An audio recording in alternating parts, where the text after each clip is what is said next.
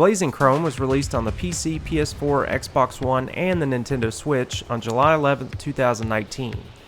It was developed by the fantastic team at Joymasher, who have made some really good titles like Oniken and Odalus the Dark Call. Blazing Chrome is their homage to some of the best action video game series of all time, Contra and Metal Slug. So how does this game stack up in comparison? Let's find out. Blazing Chrome is a game where I'm just going to dive into the gameplay and focus on the real meat of the title and forget about the filler stuff like the story. Much like Contra 3 The Alien Wars, the player starts out with a limited number of lives depending on what difficulty is selected, and thankfully this title is nice enough to grant unlimited continues, because if it didn't, this game would kick a lot of people's asses even harder than it already does. Blazing Chrome is a tough game. Is that a bad thing? Hell no. It wears its Contra 3, Contra Hardcore, and Contra Shattered Soldier references on its shoulders with pride, and that includes everything from graphics to gameplay elements such as the enemies and bosses.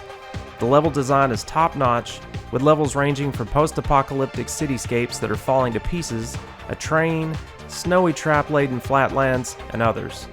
The stages are broken up into different sections that include checkpoints, so even if a game over occurs, and it more than likely will, the player can start at that checkpoint instead of having to replay an entire stage. This really helps keep the game feeling fair while the player is trying to learn what dangers await and the best ways to overcome the odds stacked up against them. That's not to say that getting from checkpoint to checkpoint is always easy.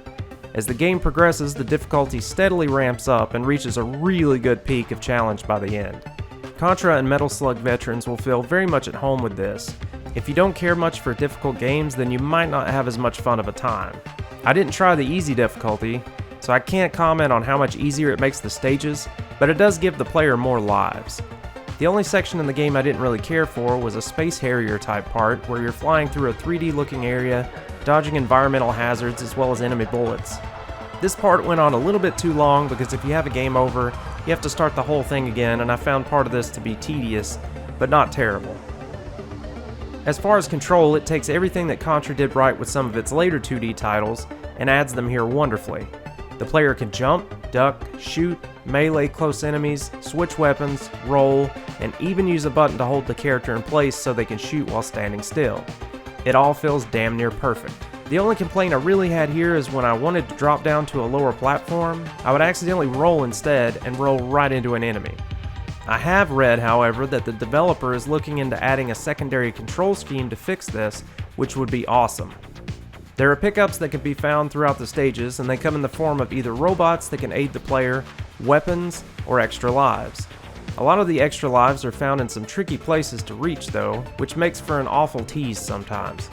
The robot helpers come in a few different types. There's one that can make the character faster and allows them to do a double jump. Another shields the player for a few hits, and another shoots alongside the player, dealing out extra damage. Other than the shield bot, these only last until the player takes a hit, but they can be very useful. There are also a few different weapons to play with. With the female character, she always has the primary machine gun, and there are 3 other weapons she can pick up. One shoots a purple beam that reminds me of a weapon one of the characters from Contra Hardcore had, and it can do a lot of damage. I mostly used it on bosses or bigger enemies. Then there's a grenade launcher that is fired just one shot at a time, but it does a great amount of damage. I almost always switch to this for bosses and mini-bosses if I had it available. Then there's a laser that can shoot short blasts or can be charged for a very damaging large shot. I had to use this weapon less than the others though, because I really didn't get used to it enough and it wound up getting me killed a lot. These weapons can be switched to at any time if the player has them available, but will be lost upon death, so I usually switched to the machine gun if I knew death was coming. There's also mech suits that can be jumped into that allow the player to take some extra punishment while also dealing out some heavy damage. Most of these reminded me of something straight out of Metal Slug. If the mech takes too much damage, then the player must jump out quickly before losing a life in the preceding explosion. Graphics are done in a style that mixes the two 16-bit Contra titles like Contra 3 and Contra Hardcore together in a perfect nostalgic blend. The game is super fast and runs smoothly while showing off Super NES style effects like the Mode 7 graphics rotation and scaling. It all looks beautiful, and while the graphical options are quite limited on the PC version, you can still turn on a few different types of CRT filters, as well as a high quality filter that smooths out the pixels. I'm not a huge fan of these though, so I just left it at the default setting. I have to say that I love how this game looks. It has great big bosses and tons of fast action while having not a hint of slowdown. The sounds and music are fantastic as well. The sounds and voices sound straight out of Contra Hardcore, which for some people might be odd because the voices in that game were really garbled and sounded kinda like somebody drowning. The same effect is here, and I love it purely due to my nostalgia. Some might be turned off by this though. The music is awesome and fits perfectly to the action and intensity. Just like the level design and graphics, it is top notch. The enemies, mini-bosses, and bosses really are a lot of fun to take down in Blazing Chrome.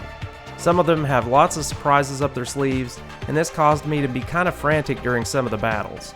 The enemies have plenty of variety, with some of them being quick-moving meleeing bastards, and others just staying back and firing shots at you. Most of the levels also have enemies that are unique to that particular stage, so those help the variety even more. So would I recommend Blazing Chrome? You bet your ass I would. For someone who's been wanting a new old-school Contra game for years and years with no such luck, this game is almost perfect. It's one of the best action games I've played in years, and the developers put so much time and effort into it that you can just feel the love they had for it. I think anyone who likes these sort of titles will feel absolutely at home and play the hell out of this game. If you like 16-bit retro 2D action, you owe it to yourself to own Blazing Chrome.